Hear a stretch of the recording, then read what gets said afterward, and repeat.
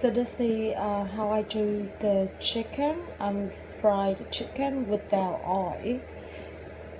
First of all, you put the chicken into the oven for 30 minutes or max. So the chicken just about to cook, but not really yellowy, not really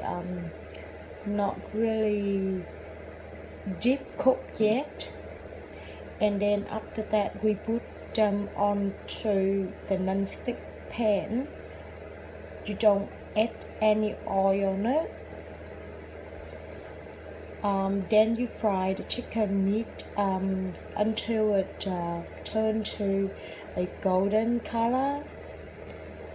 So what we really add to the chicken must have some little salt, pepper, fish sauce if you want to, soy sauce if you like to have it, but you need to get some bit of sugar and garlic.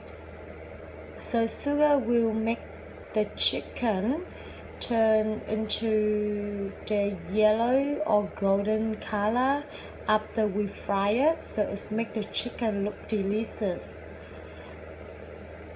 I suggest you put some fish sauce or soy sauce, so that will make the chicken taste good. But if you can't taste that, so that's fine.